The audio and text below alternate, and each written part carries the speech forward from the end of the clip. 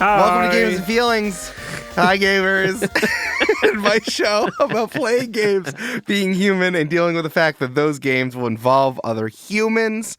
I am your host and question keeper, Eric Silver, and if I was a gym leader in the Pokemon series, I would be an Ice-type gym leader, and my minigame would be an intense downhill sledding minigame. Ooh. It could be either something that was like the bouncing arena in Mario Odyssey, so it's a little more skill-based about like hitting the speeds, or it can be something that's like SSX tricky, and you have like a Pokemon riding on like your toboggan, and you do tricks and throw stuff. I feel like some Pokemon would have such an outrageous advantage in that scenario, though, that it would be it wouldn't work. I think it's like standardized depending on like what their type is, right? And also I think power level definitely matters. The ice gym puzzle was so much fun, by the way. I can't remember which game it's in, but there's one where it's like you basically have to like slide your way until you hit like a rock, but you have to avoid hitting the ones that like where the ice just cracks and oh man, I had a great time. That's a classic. I like the inverse or the trick of like you think it's gonna be that and there's no way to beat the puzzle and you fall through and then it's like, oh no, we're doing a downhill slide in Mario 64, something like that. That sounds good. I love those. Those are my favorite. That sounds great to me. Hey, Jasper Cartwright, permanent guest. If you were a Pokemon gym leader, what would your type be and what would be like your theme? I think my type would be electricity. Of course. And my theme would be music. I think that's good. Like electric guitar, like it'd be your electric type Pokemon fueling you as you jam on an electric guitar. And I like that. You got to hit the notes kind of Guitar Hero style whilst your amp's getting juiced by Pikachu. You know what I mean? I love the idea that like putting a rhythm game in the middle of a Pokemon game is great, especially for handheld. Yeah. I feel like that makes more sense than even just like holding a controller or doing it on a Game Boy. But I love the idea of plugging in like a Guitar Hero controller just for this It just comes up saying Guitar Hero controller optional, and you can just plug it in and just fully play Guitar Hero for 5 minutes. Well, if it's on Switch, whatever game this is that it's on Switch, then that's when you plug in like your Wiimote Wiimote, all of your dongles, and then you plug it in. That's even better. You motion controls just for this. There is something there has to be a version of a game that you could create where you could use all of those old defunct controllers that we went through a period of like 10 years buying. You know, I'm thinking like the Wii Balance Board, like the Guitar Hero. I had DJ Hero. I still have that somewhere. Give me a game that at some point they're just going to be like, yo, if you have a DJ Hero turntable, get it out. And I'd be like, I would be unnecessarily, so hyped. I'm surprised that you wouldn't. Yeah, I'm totally surprised that no one's kind of like capitalized on that. And it can just be a rhythm game plus whatever. Yeah. That is like, there's all these Guitar Hero controllers around. You can use it if you want. I think it's wonderful. Make me a Dune video game where just halfway through to save the House of Atreides, I just have to whack out my Guitar Hero or my DJ Hero turntables. Hey, this is Butthole 69 doing my speed run of Elden Ring. The best way to do it, actually, to beat the boss, to beat Morgoth, is actually if you use the whammy bar. The whammy bar really gives you some flexibility that I've never used before. Oh man, people have done that though, because I've seen versions, I've seen things online where they like take old controllers like that, like basically button match the stuff, and then like they'll complete. Yeah, I can imagine, and it makes me so depressed as well, thinking about how hard I might find a game, and the fact that you can do it not only with a controller which is designed to fit in my hand and for me to use, but with something completely impractical as like a dance mat. Yeah. Like outrageous. I'm like, how is this possible? The DDR dance mats or the wrong controllers are one of my favorite videos. I saw someone who beat Elden Ring by modifying like a children's it was like a Fisher-Price toy of a game controller.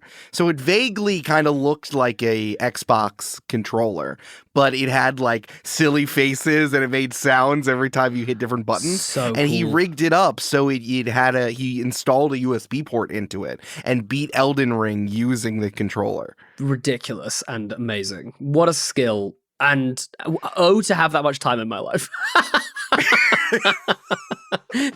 Because let's be honest, do you know what I mean? Like I just don't have that kind of free time in my life. I did actually meet someone though who relatively recently who came second in the DDR dance mat like competition, like world competitions in Norway. Whoa. And I was like, I don't know if I believe you. That seems implausible. And I was at their house. And he was like, come check out my shed. And he had the dance mat in there. And he showed, and I was like, holy, what?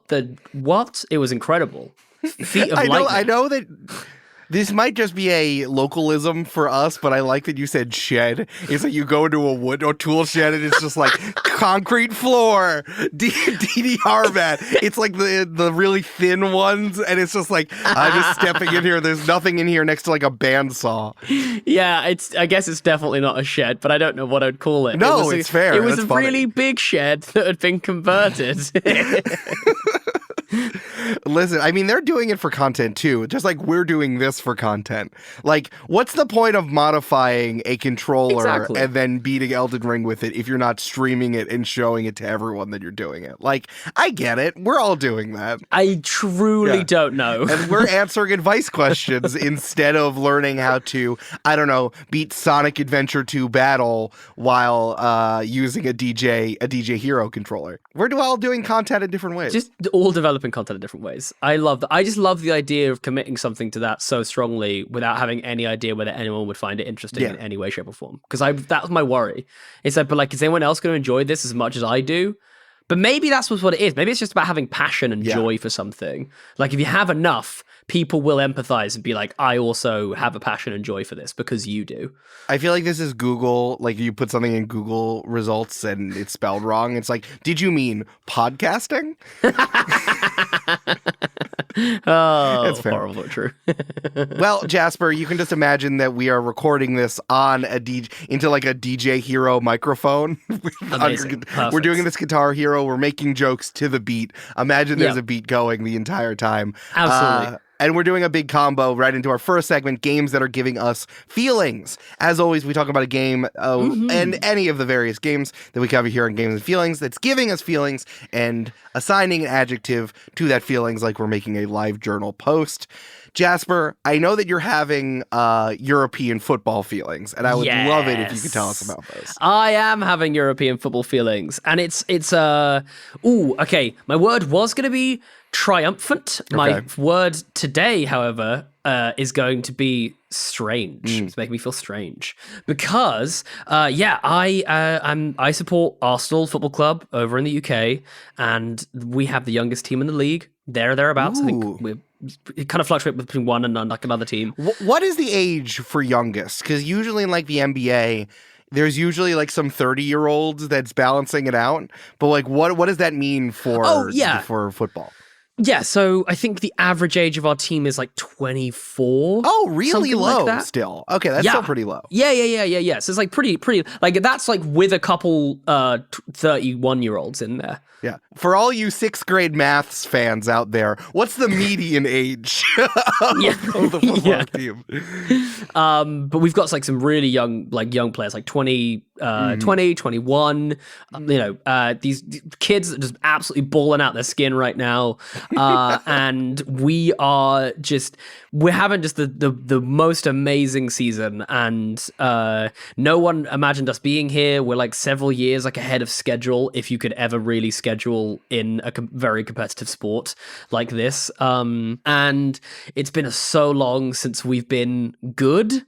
It's kind of a weird adjustment to be like, oh, we're actually good instead of like, we're just on a hot streak. Like, I think we're actually at a point now where we can say we're good, and it is amazing. And it's just, I tell you, I don't know why or how, but in terms of feelings, there is nothing quite like seeing your sports team that like doing just incredible things. Like we have played some football this year that has made me like jump out of my seat and just like scream yes at, like really unnecessarily loudly at my television, and it's just amazing. I love the idea. It's like everyone's running out of their houses, and it's like, it's the beautiful game. It's what they said it was. It's the beautiful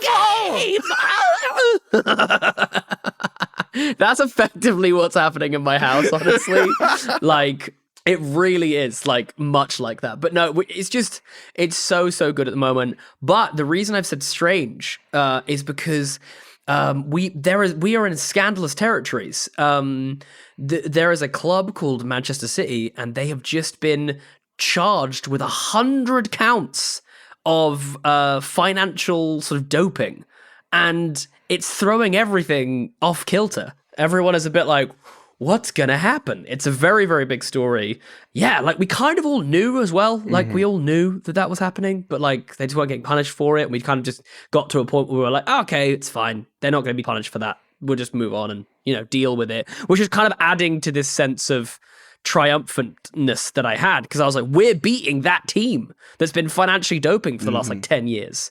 You know what I mean? And breaking all these rules. What does financially doping mean?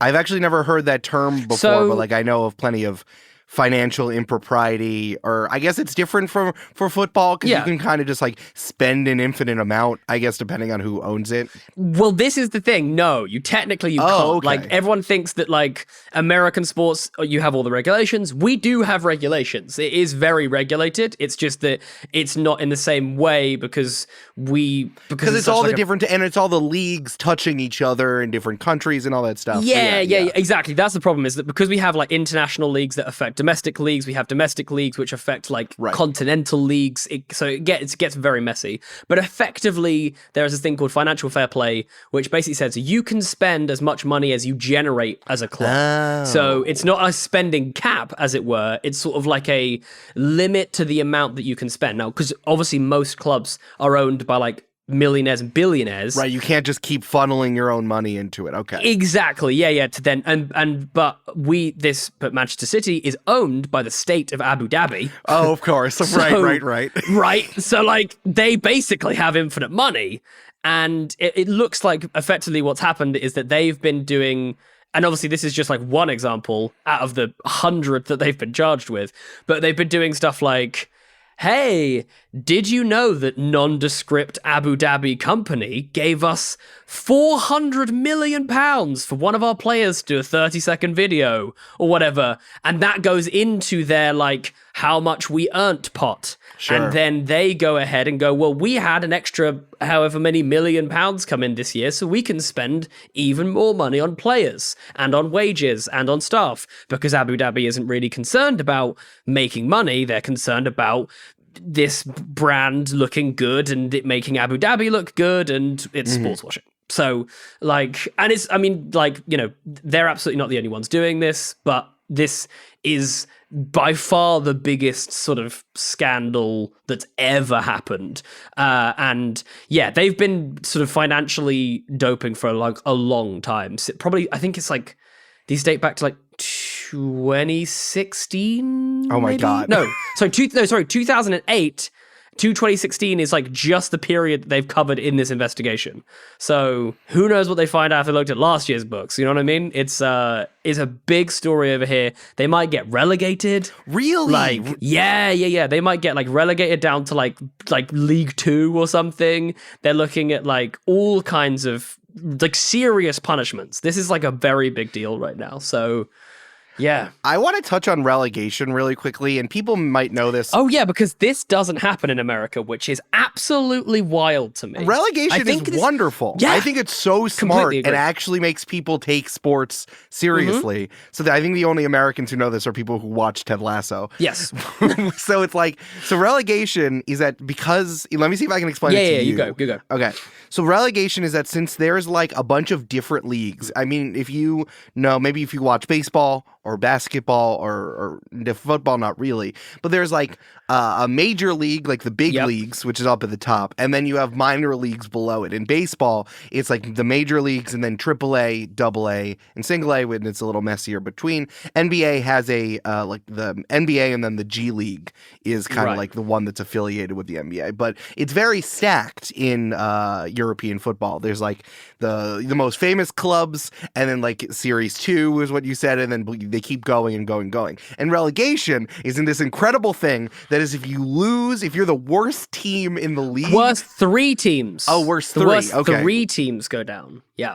You go down a league setting, which is incredible, and actually is like real. It's like shaming. It truly is shaming. But it's a real genuine like knock-on effect of this, because like the money is less when you go down a league. The amount of like global interaction your club will have. Like there's so many implications for going down a league that like it really has like a big knock-on effect to go down. And like it quite often happens that like a club, if they're not run properly, like if they just kind of like go for broke and mess up, clubs can like bounce down 2 leagues. Like it's happened quite often where like they'll be in the Premier League, they'll drop down into the Championship, and because all of their players leave because they're all Premier League players, they're like, we're not going to stick around and play in the Championship. They then rebuild a squad. They're not very good. They don't play well together, and then they get dropped down again, and it's like it can be wild. It can be wild. But I think it adds. It's definitely something that I find harder to get on board with American sports, purely because I feel like that sense of like threat isn't there. Like, do you know what I mean? That like, because you get some of the best games of football when you have like a couple of the teams down the bottom just scrapping for their lives. Do you know what I mean? Like, and they really are, because they know that like, you know, people's livelihoods are like on the line here, which also sounds really macabre and shouldn't probably be the case for like sport. But it's like, you know, you work in a sports team, it's kind of like, you know, it's a risk, and they'll probably get a job at another Premier League team, so it's fine. But you know what I mean? It adds a sense of like, we have to win, and it's amazing. We could have a whole other conversation about like the differences between the free agency in the European sports and American sports. Very messed up. There are so many differences, and it is absolutely wild. But I think it's interesting in terms of as a penalty. I've actually never heard it as a penalty before, and I think that would have been really helpful. Just basketball is my sport. But like these penalties that are levied against owners or against GMs for like misappropriation, or even worse, bad actions that harm others, like sexual abuse and sexual assault.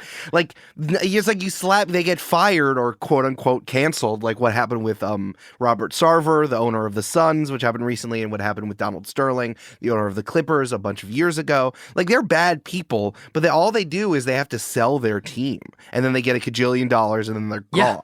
So it's not necessarily a penalty, but it's like, I wish the organization would be penalized and relegated, because I feel like that's if you fuck around, you don't even get to participate in the highest levels anymore. Yeah, you'll find out. You'll find out. Well, like for instance with this, let's say Man City got relegated and then they wanted to sell their team, you're probably looking at making half, honestly, in terms of like the like it would have a huge monetary impact on you, like basically breaking the rules of the game, which is intended. The rules, and also it's really important to state that the rules are there primarily for the Premier League to benefit the lower leagues. Like that's the main reason that we're kind of like, because they basically brought this in because a lot of the lower league teams, it would happen where owners would come in, shovel some money and try and win. Didn't work, and then they just leave the club in like a mess, and they end up like ruining, you know, local towns and stuff like that, because they kind of they try to build a bit of like infrastructure there, and then they just kind of they half-heartedly do it. And so a lot of it was about protecting, like, you know, these historic clubs and protecting the towns and protecting people like that. So it's not like none of this is to protect like billionaires from spending too much of their own money. I just want to like clarify that that's not why the rules are there, because sure, spend as much money in the UK as you want. Like, that's fine. Whatever. Like, juice our economy by paying our players and, you know, building nice stadiums for us. That's fine.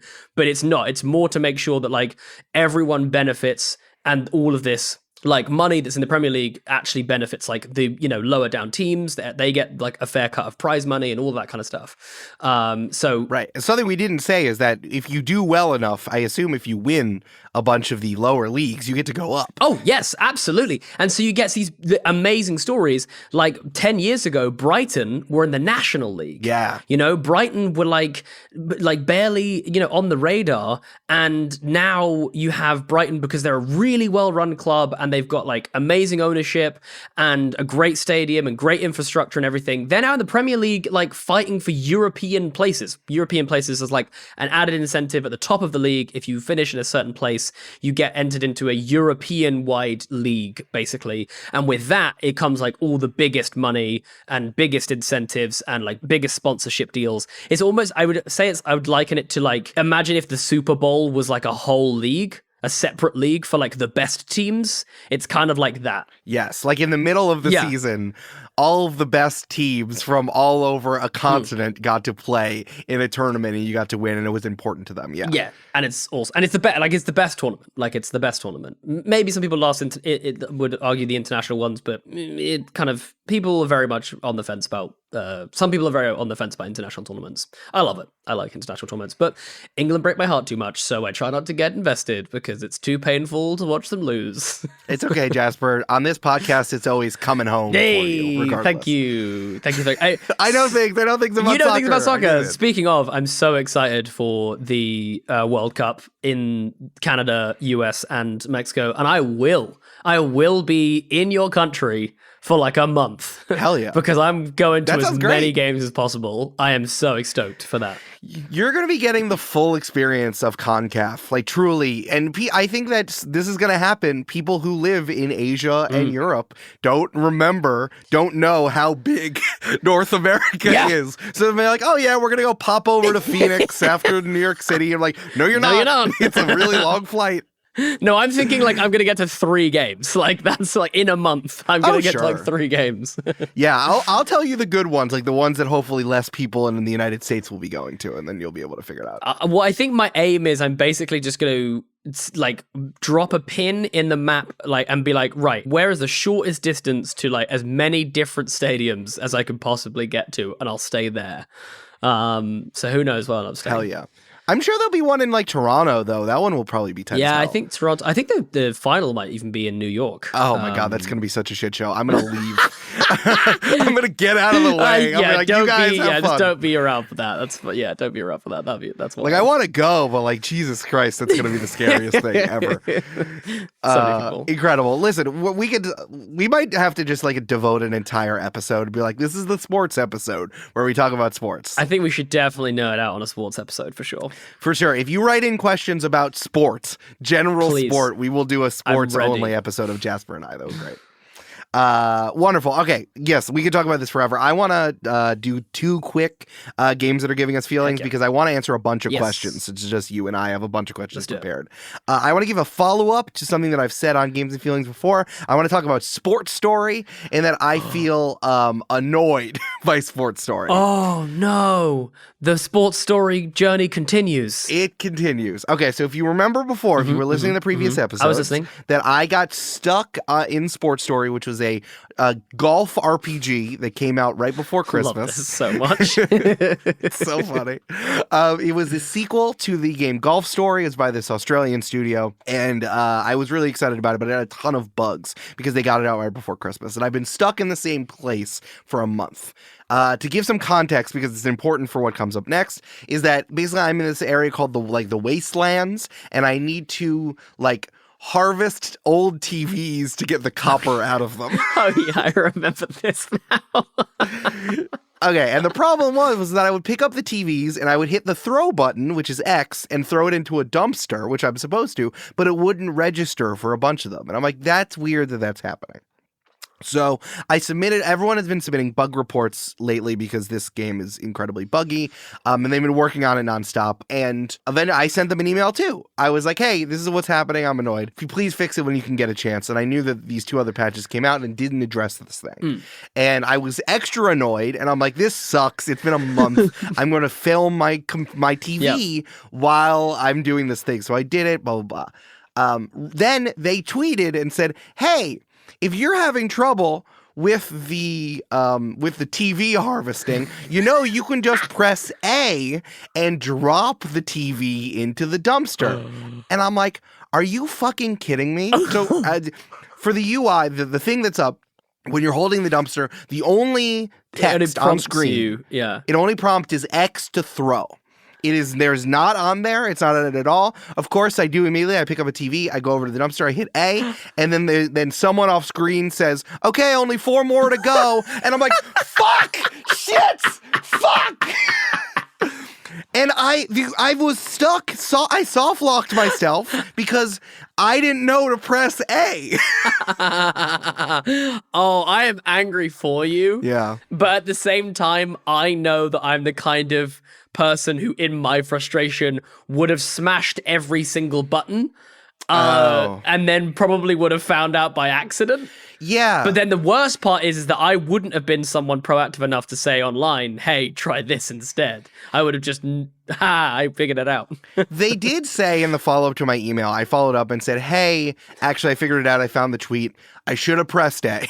But the thing is, you need to do it directly next to the dumpster. Sure. So I think I also had just been hitting, if I was just hitting buttons, I didn't do it in the right place because again, the engagement of actions is not great, of like standing next to things and it's like talking to people when button prompts come up. So they said they're going to put the button prompts in it, but again, it's just part of the thing. It's just really wild. I truly felt how angry you were as well. Like I can imagine just being like, I just have to drop it. And then I'm just like, fuck it, this sucks. I think a lot of people got stuck because there actually weren't a lot of guides online, or like the guides stopped like halfway through the game. And I only saw it on like one website. I know that Games Media has also kind of like gutted themselves, so like there are a lot less people making guides now. But yeah, I couldn't find it, so I just used websites to finish the game as quickly as possible because there was like a whole other like tennis Hogwarts section that I had to do, which was really boring. So I don't know. I was just annoyed by it. And it just was not satisfying, and I'm annoyed. Well, I'm really now looking forward to playing this game and just dropping that TV in that dumpster and having a great time and enjoying the whole game. I wonder if it was probably like the process that I think kept me going. Yeah, so that's what happened with Sports Story. I'm definitely annoyed, both of myself and at the game people. No. This is completely understandable. I want you that your feelings are 100% valid here because I would have. Thank you for validating. I would have felt the same. I would have been furious. Oh my god. And then really quickly, because this is what we do on games that are giving us feelings, you don't have to do a game that's new. So I am going to talk about something that was important to Games Media 2 weeks ago, and in 2 weeks when you listen to this, it will be even less important. But I do want to shout out Hi-Fi Rush, which is a game that kind of got shadow dropped by folks at like a studio inside of Microsoft, inside of Bethesda. I think it's called Tango Gameworks. Hi-Fi Rush, it's like a action rhythm game, and it's all based around music. And Jasper, from what I've said on Three Black Halflings that I hate bards because you're doing a creative thing already by playing Dungeons and Dragons. You don't need to do another creative thing inside of it. So this game is about like, you're fighting a corporation, but you have like electricity and magnet powers, and you have an iPod stuck in your chest like Tony Stark, and that's what they're giving you rhythm stuff. And I thought it was really, and I was worried I was going to be annoyed by it, but I actually thought that it was a very interesting example of transmedia expression, using a different medium to express your love for a second medium. Sure. It reminded me a lot of Scott Pilgrim. Oh, yeah. Where... especially the movie, where a movie expressed what it feels like to love video games and music. Yep. And this was it in a different way of using a video game to express why you love music and comics in a different way. And I thought that it was really interesting, the game mechanics expressing this. And I hadn't seen this take anywhere, so I'm happy to put it on games that are giving us feelings here. Yeah, that sounds really great. And I definitely understand your like sensation of like the hat within a hat almost like sensation, being like, this feels weird because surely I'd be better off just doing the actual thing, like, you know, playing music or like, you know, playing a guitar or something rather than playing Guitar Hero or whatever. Right. Even though I did actually love Guitar Hero, but I could definitely understand the impetus, and I actually would be interested to check this out. I also might have to recommend it to friend of the pod, Jeremy Cobb, because I feel like he would love this. Like it, yeah. I feel like he would love this game. Yeah, and like I don't even have great rhythm, so people who are musicians or not white also might have a better time doing it. I'll report back, let you know. And I don't even have great rhythm, and I actually had a really fun time. Sweet. I'm like trying to. I'm not like 100%ing it, but I am doing post game stuff, which I was not anticipating. Okay. It's $30 on PC. It's also on Game Pass and Xbox. So if you have that, you should just go check it out. Go check it out. Hey, it's Eric, and I picked up some snacks for the Games and Feelings mid-roll. I made brownies. Well, Amanda made brownies. And there's drugs in them. No, wait, there's not drugs in them. That's what I was supposed to say. No, there's no drugs in them. And also I made them, not Amanda. I think you should be a part of the Patreon at patreon.com/gamesandfeelings. It continues to be a weird time in media, the world, podcasting, having jobs, and doing this show while doing the other shows that are part of the Multitude Collective. I'm producing 4 shows now. It's incredible that I get to do this full time, and I really appreciate it and the way that you can continue to show your support, that you like what I'm doing and you like that we brought Jasper on. We're doing this weekly. Is for you to join the Patreon. Shout out to all of you that are patrons already, especially the producer level patrons, Polly Burge, Kelsey Duffy, and Megan Moon, who has folders on their computers for one-page RPGs that they've saved just in case someone wants to play a lightweight and silly tabletop RPG. It's fun and easy and nice. If you want to be like them, join up patreon.com/gamesandfeelings. You should check out the other shows that are part of the Multitude Collective, not just ones I produce. But I think you'd really like Pale Blue Pod. Pale Blue Pod is an astronomy podcast for people who are overwhelmed by the universe but want to be its friend.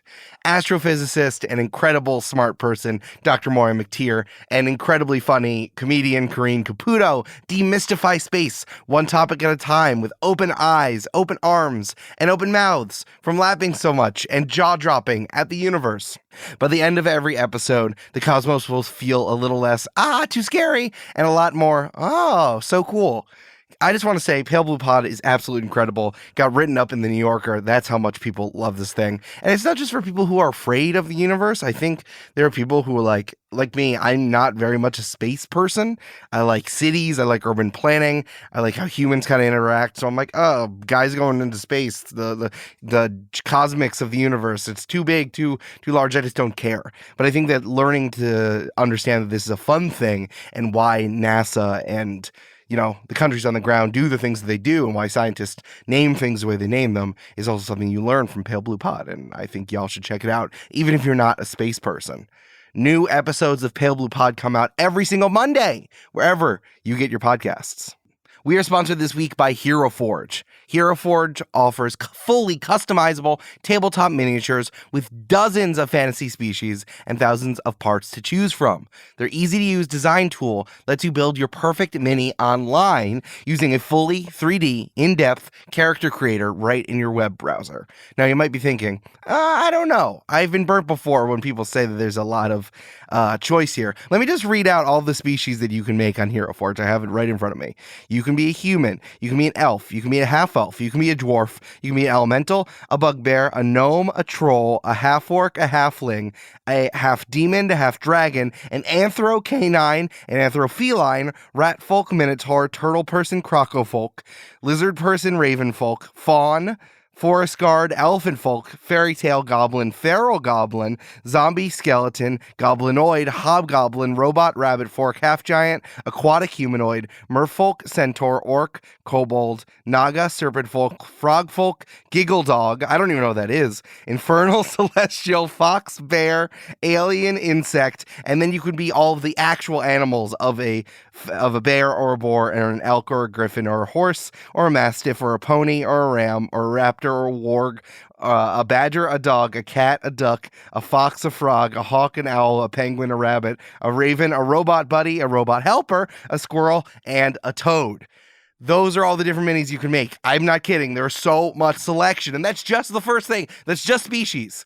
Visit HeroForge.com to start designing your custom mini today, and check back often. New content is added every week. We are also sponsored today by Brilliant.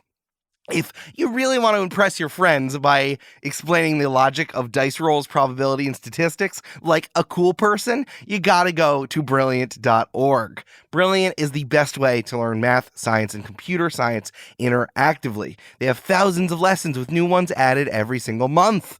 Brilliant's visual, interactive approach is engaging and makes STEM concepts actually stick. And you actually choose what you're interested in instead of just kind of like warbling around in the STEM field. I know there are a lot of artistic people like me who think that like STEM isn't for them because it's like, oh, I only care about feelings. But if you self-guide yourself and Brilliant helps you with this, you can choose something you want, like probability fundamentals, where you learn about statistics, apply those statistics in coin flips, in dice rolls, in betting. All of that is incredibly important to your actual life. To get started for free, visit brilliant.org/gamesandfeelings or click the link in the episode description. The first 200 of you will get 20% off Brilliant's annual premium sub. And now, back to the games. Jasper, I have plenty of advice questions here that I would love to get through with you. We don't have to like rapid fire through them, but I have plenty of questions that I want to put together that I think we can help people out there in the cyberspace. In the cyberspace. The people, they're all looking at me right now in the cyberspace. It's very, very upsetting. But... Hello. I'm waving at you. Hi. Okay. This is from Aiden, pronouns they, them. But you could also call them, why is this question so broken? Okay. Hi, Eric and Jasper. I'm building a character in D&D, and I'm looking for advice. The problem is I'm feeling that mechanically there's some things I don't love about her build. She's a fighter rogue, and I feel like the multi-attack on fighter leaves the second attack almost feeling useless after sneak attack on the first.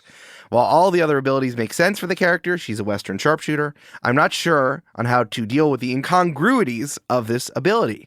I'm having trouble finding in story justification for a weaker second attack. Should I just not use the second attack? Try to find it in story justification? How do you deal with a mechanic that doesn't always fit the fiction? Cheers, Aiden. So Aiden's question is, what do you do with mechanics that don't fit the fiction? Sure. However, I want to address a pre-question to this that, hey, multi-classing is fucking broken in Dungeons & Dragons. Yeah. Try getting yourself a Gloomstalker Ranger rogue. Then we can talk about broken. Then we can talk about a pointless, let alone second attack, useless rounds after the first round. As you just like fucking dome people in the head with your... Yeah, exactly. You literally just brain people and then you move on and hope. And if they're still alive, you then just flick them with sticks after that, basically. Yeah, I think it actually says either in the DM's manual or in the player's guide that it's like, hey, talk to your GM before multiclassing because these have not been tested. They have never tested ever how multiclassing works, and it's totally, absolutely broken. So especially with Rogue, like when I think about the Rogue and how the class is put together, it's supposed to be like, here's a little guy who has very low HP, but what they can do is do a ton of damage if you put yourself in the right position. And by adding fighter to that, you kind of neutralize it. I know all the people, Travis McElroy, who just add sneak attack to a fighter to give them stabbing someone for a ton of thing just to give them the ability. But I appreciate that this person is I appreciate that question asker is trying to like make it flavorful and important to the actual character that they're playing. So I've got two suggestions, quick fire suggestions, which is that as a DM, generally, I like to roll. If someone's got two attacks, I'll get them to like roll them together. Because if you miss on the first one, you hit on the second one, you'd still do sneak attack on that second one. You don't have to sneak attack's not on like the first hit that you like or the first attack that you make. So it's like if you miss and then hit, that one will get sneak attack. It's just once per round. So one way you could do it is roll both your attacks together, if you hit twice, you hit twice. If you hit once, you hit once. And then basically you can effectively just narratively roll all that damage in together. You know what I mean? And whether that's you I love that. slashing twice with 2 daggers, whether that's just one big hit, well, you know, you can kind of narratively flavor that however you want. Like, that would be a question for the DM to be like, I feel like I would find this more narratively satisfying. Would that be okay? I think that's a perfectly valid thing to do. I think the other way around it, if you wanted to, if you didn't want to kind of like have to roll both at the same time or whatever, just very simply be like, this is your character like spotting a weak point which they would not be able to then exploit again straight away. This is kind of like, imagine if you're a boxer, you uppercut someone, you can't then uppercut them again because their head's just flown backwards. You got to punch them in the body or something. It's not going to do as much damage. So I'm imagining I'm a boxer. My name is Eric Smokey Jones. Smokey Jones. And you go in for the uppercut, but then their head's not in the same place, in the same position for a good uppercut. So Smokey Jones has got to go down below. Bam! Into the ribs. Not going to do as much damage. So, and that's what everyone knows about me. I punch people in the testicles. That's my move. Right in the testicles. That's why they call me Smokey Jones, because I get out of there like smoke, because everyone's I was thinking that you smoke their Jones. I smoke their Jones. Yeah. That's it. That's it. So there you go. Those are my 2 potential solutions for you. I hope that these work. No, I really like the narrative one. I think this is something that I learned from Brennan Lee Mulligan, is that like there's something about doing all the mechanics and then replaying everything that happened in narrative form. Is something that is really hard to do, especially if you're doing a tabletop game, the one with minis. Like, you want to be like, oh, you're going to recap the whole thing. So it's like they did this really well, I remember, in Fantasy High during the fight in like at a house party. Oh, yeah. Where Fabian was like on the motorcycle. Yeah. So it's like you do this and then you do this and then Fabian is driving on the thing and then all this things happens. And it's worth remembering you're narrativizing what the mechanics say. That's inherently what we're doing in a game about fighting and combat and violence.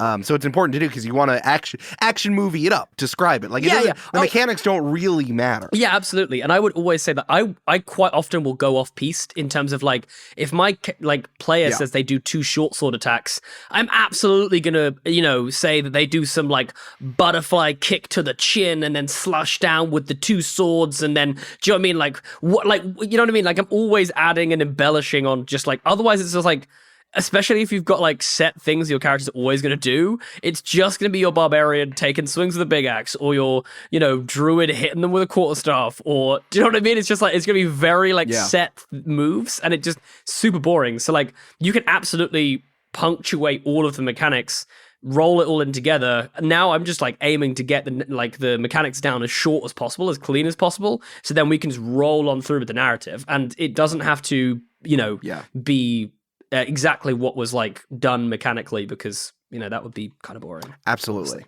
Yeah. The other thing I think you should do, especially if you're doing a sharpshooter or someone who uses guns, vanilla Dungeons and Dragons really hates ranged melee people, huh? So you should go into your box of third-party folks and look for a class that would be better. May I recommend the Gunslinger class from Valda's Spire of Secrets, which we're currently running on Join the Party, and it's fucking tight as hell. It's not just about shooting far away. There are things you do as a gunslinger and like how you move your body and how you interact with combat that's more than just like, I shoot from far away and I do this. Also, sneak attack makes a lot less sense for ranged. Like, that's also a thing about the rogue, is getting into a dangerous situation where you could be hurt and then getting out of it. I would also point out that I think but like, if you're doing sneak attack and you've got time to line up a shot, even if you then have a second attack, you don't have time to line that shot up. So I can absolutely understand that you can get a good, clean hit and then be like, okay, I'm just going to take a pot shot afterwards. Do you know what I mean? Instead of, Oh, no, I get that narratively. I'm thinking about like what the class, to balance the class. Oh, I see. Oh, yeah, you definitely shouldn't be getting sneak attack on range, but that's what, yeah, absolutely. Exactly. So I would really look into third-party stuff the gunslinger is something we're doing on Join the Party. And your DMs, who Aiden wanted to shout out, Al and Paul, seem like people who would allow you to do that. So just talk to them about maybe doing a different class instead of smashing two classes together. Honestly, because with how much it breaks the game, it might be more worthwhile to find third-party stuff because that are balanced, that will give you the thing that you're looking for. May I also potentially suggest the Gunsmith subclass, which was homebrewed by 3 black halflings and played by me in Outlaws and Obelisks, which is a very fun little... I used the sharpshooter feat with that particular class, and it was baller. And it was all about creating your own little weapons, and it was cool. Is that adding to Artificer? It is an Artificer subclass. To adding to Artificer, yes. And maybe you hopefully simplified the Artificer class a little bit. That would be nice. Yeah, we were like, this is a lot. So using a subclass also will smooth out a lot of that shit. Like you don't even have to use a full third party class if you don't want to. Just smoothing it out with a subclass, which I think is important. Great shout. Absolutely. Yeah, but use the stuff that we use in our actual play games. Use that. Use that instead. All right, Jasper, I have another question here. This is more, hey, we're creative guys. We like telling people about the things that we do. I think we'd say that. And we have a question here from Shorty Short Rest, he, him pronouns, but I renamed them the Mortifying Ordeal of Rolling Bones. I can't wait for this. Okay. Yeah. It's the mortifying ordeal of being known. I changed it to Rolling Bones. You get it? Yep. Have you heard of that? Yeah. Okay. You know how you explain a pun and people like it more? Yeah. That's famously how they work. That is famously how they work. That's famously how it works. Okay. I have a game and it's giving me feelings. Help. You're all the best. I love you all so much. I've worked on an idea for a tabletop role-playing game for about 2 years, slowly fleshing out it more and more with details. Upon talking to a friend at work who has similar interests, like anime and Dungeons & Dragons, and telling them some details about this campaign, they were pretty serious about wanting to play it out and found more players that I haven't even met. I've never hosted a game for anyone except family, so while I'm excited that someone wants to jump right into my creation, I'm extremely nervous. Help. Whoa, boy. I can understand why this is giving you feelings, for sure. It's pretty nerve-wracking DMing for your friends, let alone people that you haven't met before. Yes, I agree with that. Or exposing any sort of creative work to others. Yeah, it's pretty tough. My biggest tip here, and it's going to be very, very simple, which is just go easy on yourself because you have poured a lot of time and effort into this thing, and there will 100% come a point, probably within like the first hour, where you go, oh, this isn't quite how I imagined it going, because it won't be going, you know what I mean? They will be making some decisions and some choices, and they'll be going all kinds of weird and wonderful places. So I think I would just say go easy on yourself.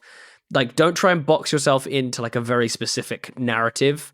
Just try to keep it loose and allow yourself to discover stuff about the game and about the world as the players populate it, because I think generally that's where you tend to get like the juiciest nugs, you know what I mean? When your players give you some of their, you know, creative juices and you're like, oh man, that is good. I'm going to make a note of that. So like, just go easy on yourself and keep it loose. That's what I'm going to say. Keep yourself loosey-goosey, feel like you know what you're talking about, but like give yourself enough room to, if people give you great suggestions, you can run with those suggestions and you can allow them to improve your world. Because here's the thing, they're not going to have a clue that wasn't a part of the world the whole time.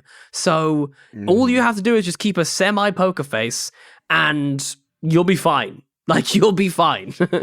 I think there's a reason why you are making this as a campaign setting and not as a fantasy novel, is that inherently other people need to walk into your setting and play around in it to make it real, right? So if you don't want anything to change, you should write a novel. Yes. However, you kind of need to let people in to make this thing come alive, unfortunately, for the medium you've chosen to participate in. It's a great example. That's a great point. So I think, I 100% agree with Jasper. Be kind to yourself. Be honest with the things that you've been kind of tinkering on, and you might need to change stuff once players come in.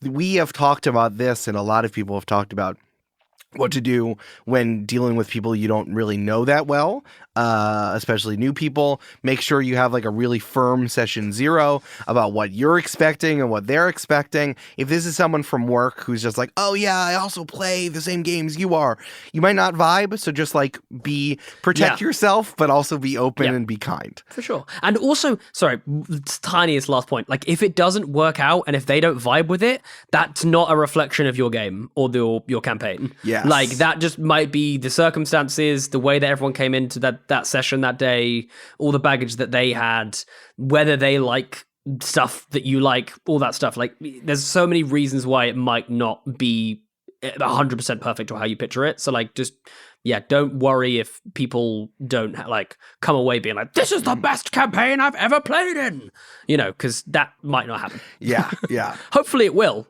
I'm rooting for you, but it might not. Man, the number of times where I'm like, oh, you're right after I say this, you're going to say I'm the greatest blank of all time. And it just does not happen. It just doesn't happen. I do this to myself so much and it just doesn't happen. Yeah. I also want to say, if you do feel like nothing wants to change, you can still turn this into a novel. Do you know how many fucking people make settings and then turn it into fantasy novels? It is more people who write fantasy novels than you think. Yeah. So like, regardless of how this goes with introducing it to someone else, I think that you can still use this for a different artistic creation if that's something that you want to do. You turn this into a video game setting. You can turn this into a novel setting. You can turn this into anything else. Like a source book for a TTRPG as well. Like, just like a set of adventures and items and places and locations and NPCs. You can use all that, make it into a source book. Yeah. The final thing I want to say here, but it's only final unless Jasper has more things to say, and then which is possible. Let's be honest. It's totally not possible. Like you didn't bring me onto the show because I'm quiet and I don't talk often. Yeah. Oh yeah. That's why I wanted a new guest. Hey, this is Jasper. He's really prim and proper, and that's why I'm excited to have him on Games. That's why I'm excited because he won't speak much. I want you to sit here and listen to me while I fucking just go off. Hold on, the band still confused me, and now I need to remember what I was saying. I'm so sorry. The thing that I think is important is that you don't shy away from this opportunity. If you like this person who you work with and you think that their friends are not assholes, then do not let this opportunity to share something you've been working on slip away. Yes. They're, especially now on the internet where everything feels like a bucket of crabs, where everyone is trying to step on top of each other to get attention. If someone is interested in something that you're doing, I think that being able to share something that you made is really important and will make you feel feelings, which is important. And props to this friend as well. Like, what a lovely thing to be like, oh, you've got a thing that you love and like you want to try it on people. I will get you people. I will get you friends and I will assemble a crew for you if you don't have any people. Like, that's lovely. Props to that friend. I know this is the hardest part, is getting people to participate in the thing. If people could if someone at my work could just sort that out for me, that'd be great. Yeah, that's why Jasper's here, because I'm just like, Jasper, show up and listen to me. Yeah, exactly. Be nice and sit there. So no, I think that this is an awesome opportunity, and I know you're nervous, but take this opportunity. The mortifying ordeal of being known is the whole participating in the human experience, right? If you want people to know you and to know who you are as you express yourself with art and with games and with what you're making, the hard part is you need to allow someone to look at you fully, and that's what you're doing here. So don't step away from this opportunity. I hope it goes well. Step into it. And it seems like your work friend seems nice. And as long as you double check them and your friends in a social setting, I think that this will be really great for you, even if it's not like perfect. And as Jasper said, everyone doesn't stand up, clap, and say you're the best dungeon master of all time. But, oh man, the thing is, I don't think people realize how much power they had.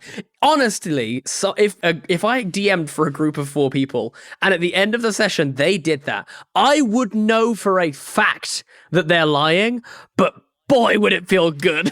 Like, what if they did do that? What if that's happened? what I'm saying. Like, if I'm telling you now, if I ever DM for you, like, if you're listening to this and I ever DM for you, if you stand up at the end of that session, clap and say you're the best dungeon master of all time, I will not care that you're lying. I will be thrilled.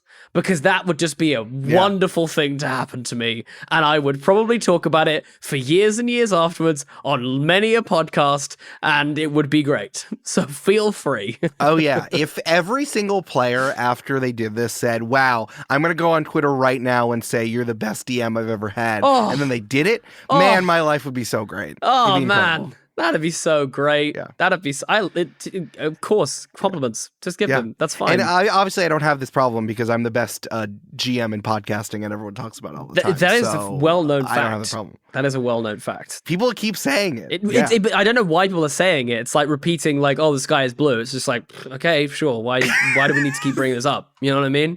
We all know. It's like it's the catechism. Just saying it over as to ground myself. Yeah.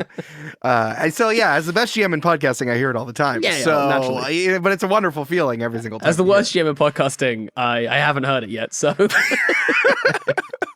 It'd be lovely to hear at one time. That's why I had you. That's why I brought you on the show, and we really balance each other out. Really the yin and the yang. Yeah, we end up as a real mediocre kind of middle of the road DM in podcasting between the two of us. Jasper, it's a really funny joke, but like, think about all the dumb shit that's been recorded and put on a podcast. Like, there's no way you're the worst GM. No, yeah, true, maybe, but then I also just think like I can't even think back to half of the dumb shit that I've put on a podcast. You know what I mean? Oh, so true. I'm like, it might be true, honestly. Like, even if I've done some great stuff, I've probably done some really bad stuff too. Like, it's got to a point where my podcasting career has become unyieldy, and there's no IMDb for podcasts. I know I went through my CV the other day and was like, whoa, I did that?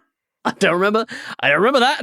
I know. It's like, oh, what is this website? Pod Chaser? I guess you know me better than I know myself. Okay, but I've had literally exactly the same thing where it's like, I think it's on Pod Chaser where it's like, Jasper Cartwright's top 5 podcasts, and you're like, what the hell? Okay, I guess I did that one, and it's number 3 in Venezuela. It must be a good episode. They love what I did in 2017, I guess. That was wonderful. I'm glad I did that. So glad.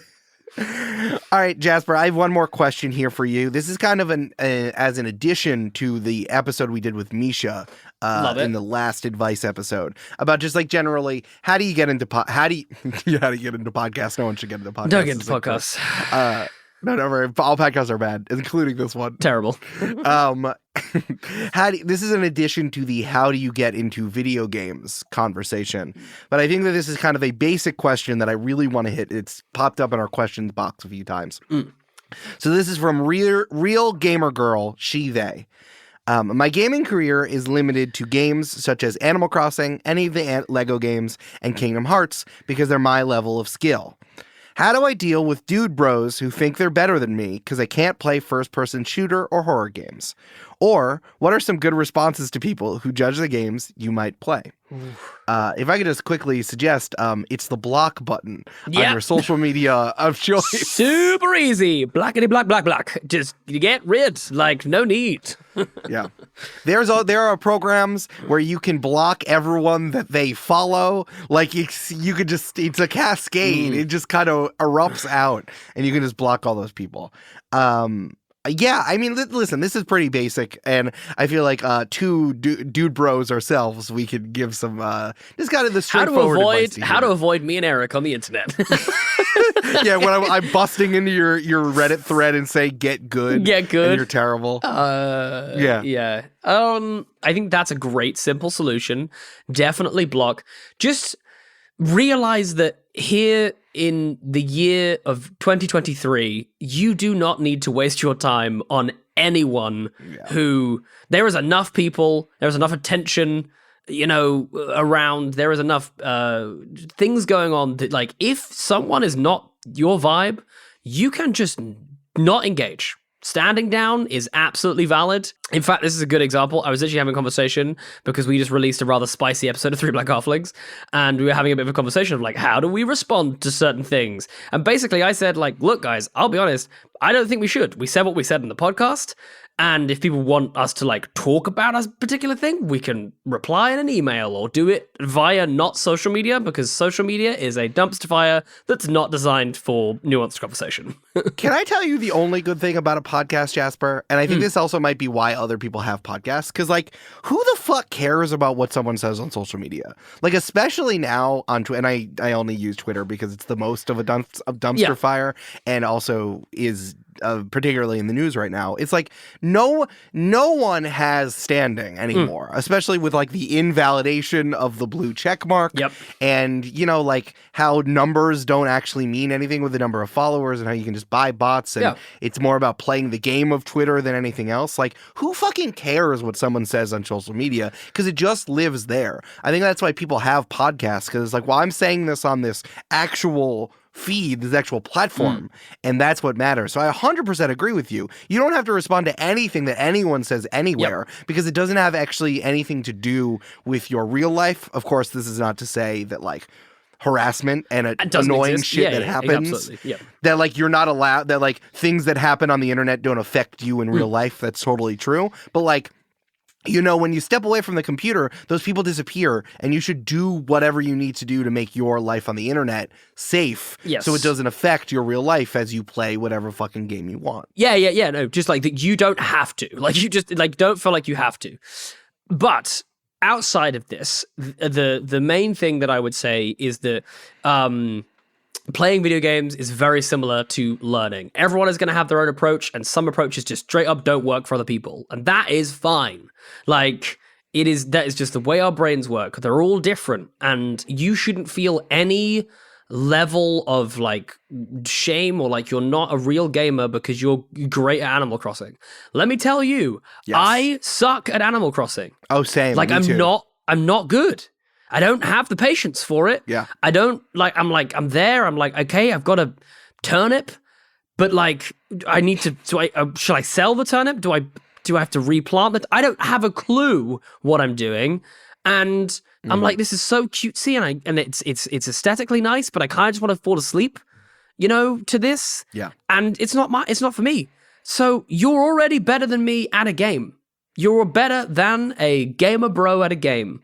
So can I also just like highlight the two other things that they said, which is the Lego games and Kingdom Hearts? Those games are difficult. Oh, okay. Whoa. Okay. Yeah. Sorry. Wait. I only latched on to Animal Crossing. I am sorry. Kingdom Hearts is a game. Kingdom Hearts is very difficult. It is. I have gotten stuck multiple times in like the Toy Story area in Kingdom Hearts 3, and the bosses are really difficult. The Colossuses in Hercules, yes. They don't mess about. They are so hard. Like, I like the amount of times I did that level is obscene. Like, absolutely obscene. I had to go away and grind to get Goofy's defense high enough so that he could just be a meat shield for like an hour of combat. That game is intense. Do not let anyone shame you for Kingdom Hearts. In fact, let me tell you right now, if you get shamed for Kingdom Hearts, you send them to me, because I'm gonna dress them down. Yeah. Because that's not acceptable. It means that they don't know about Kingdom Hearts. They just don't know. They're idiots. They're just ignorant. Yeah. They're just ignorant. And that you need to educate them. Yes. And although the Lego games are for children, theoretically, like they put in so many collectibles in there, it is so hard to 100% any of the various Lego games, especially like the more recent ones that have gotten like more popular, like the not the Star Wars ones, but there's more recent ones, like there's Marvel ones are really, really difficult to 100%. Yeah. So those are all games that you chose. And I understand the other thing that they said was that they get judged by not playing first-person shooter or horror games. Yo, I don't play either of those. It's boring. Yeah. They're boring games. I'm sorry. Well, actually, I do like horror games, but like, first-person shooters I really struggle with. It's got to have a good narrative, otherwise I'm not playing them. I 100% agree with you. I think first-person shooter games are kind of like, especially now with Fortnite and with PUBG and like the Battle Royale games, it's once again, and with Overwatch and all that stuff, like it's like a skill game, you know, it's like a hobby that you need to like refine your skills to. It's very specific. And horror games, again, are also a very specific genre. Like, do I want to spend my time getting jump scared? No, I do not. that doesn't mean that I don't appreciate the Resident Evil series, and I think that it's neato, and I'm glad that they're putting all the time and effort to it. But like more than ever, I think there aren't like dude games and girl games. Like it's just whatever. And Whatever I think your that vibe is, yeah. something you touched on about like the coziness of Animal Crossing, like that's a real genre now. Like the farming sim is a real fucking genre. So you are playing games that are robust and have tons of different games inside of it, even if it might be like the I don't know, on some like incel fucking circle jerk Reddit thread, they say that it isn't. Like, But that's just not true. I think you've actually hit on something that's really big. So I worked in animation for the last like 3 years, right? And quite often we would come up against this thing where people would kind of push back or have resistance to simple animation styles because the overall thing would be deemed less complex. And I think we have the same thing with video games. It's like where we look at games like, God of War Ragnarok or whatever, and we're like, that must be like the pinnacle of games because it looks so good. Now, I happen to love the God of War games. I think they're amazing and I love them for different reasons. But what I'm saying is that like, I guarantee you that in terms of like collectibles, game design, like the levels in the how social interaction works, the, how to complete it, all that stuff, it's no less complex. It just took a lot more people to animate a lot more snow. Like that's the big difference between that and like, Animal Crossing and God of War. Like just because it has a perceived kind of simplicity to it in terms of its animation style or its like delivery of, serotonin to your brain, does not mean that it is any less valid or complex or developed a game. Some of my favorite games, I'm currently just kind of spending so much time watching videos of people playing Ark because I love the idea that this game has just become this surreal kind of ecosystem, that people have just like added layers upon layers upon layers into this game. I'm like, this is wild to me. But like that essentially is a very simple game. It is a resource management game with dinosaurs. Like that is like all it is. So absolutely there should be zero judgment. And I think that point that like, just because something is perceived at being simpler doesn't mean that it is in any way less engaging, any less complex, any less difficult. Let's watch these gamer bros try and run a successful farm. Like, I dare you try. I couldn't.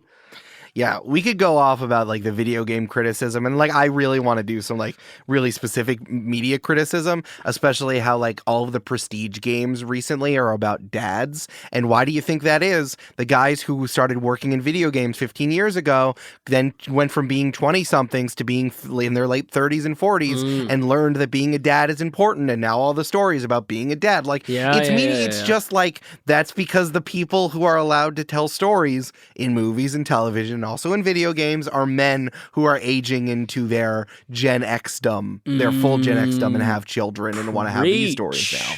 So, I mean, that's true. I mean, you said Ragnarok. I'm like, oh, that's fucking right. I mean, Last of Us, all of the new game, the new... I saw the funniest thing online. Someone posted, and I think it was, I'm kind of gutted because I think it was a fake article, but it really made me laugh so much, the headline of this article was, scientists say that by 2050, all mainstream TV shows will involve Pedro Pascal trying to get a magical child somewhere, and I was absolutely done. And it was a picture of the Mandalorian, The Last of Us, and I was just like, absolutely phenomenal.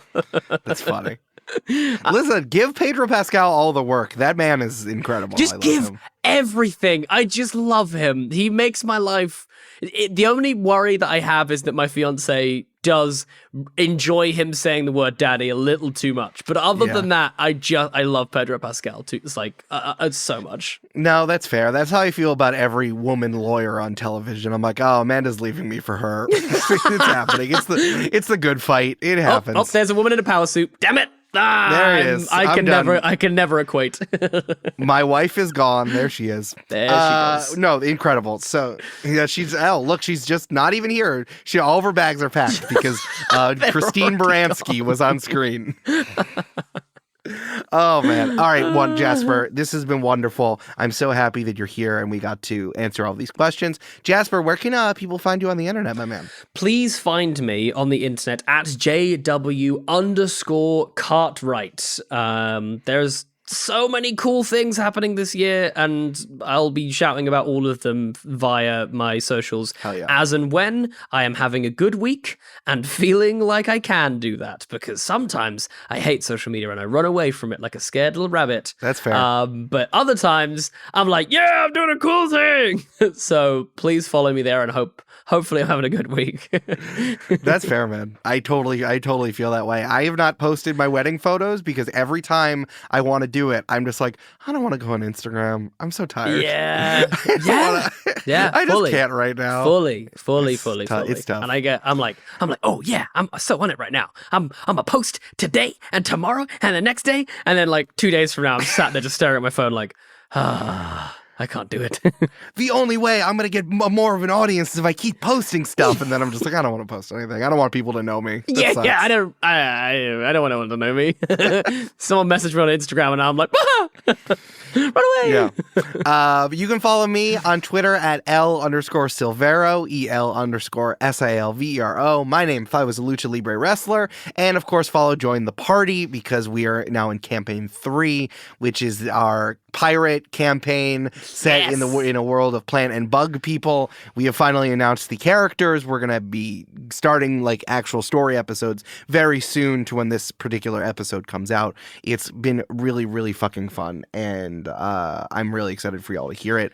If you want to support Games and Feelings, you should join our Patreon at patreon.com/gamesandfeelings, where if we get 100 patrons, I will go to the UK and bother Jasper and film it. Yes! That's already a goal. I've been plugging that for weeks, Jasper. Yes! I don't know if I told you. No, you didn't. I'm so ready. Please. Sign up to Patreon. I need this. I need this in my life. You need this video in your life. We will eat, I don't know, maybe some Korean chicken together or something. And that'd be great. Just whatever you want. Be excitable little boys. We should just watch some sports together. That's all I want to do. I just want to sit down with Eric and watch some sports. It'd be so much fun.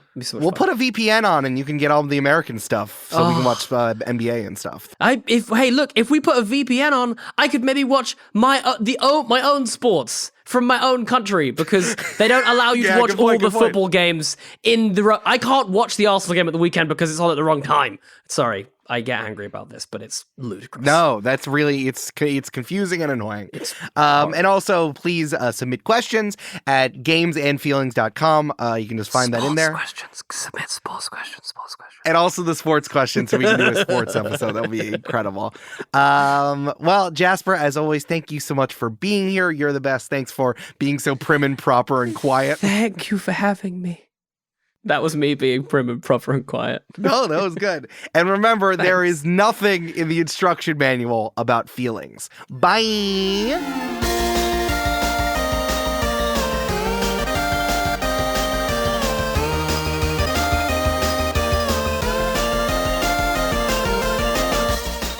Games and Feelings is produced by Eric Silver and edited and mixed by Mischa Stanton. The theme music is Return to French Toast Castle by Jeff Bryce, and the art was created by Jessica Boyd.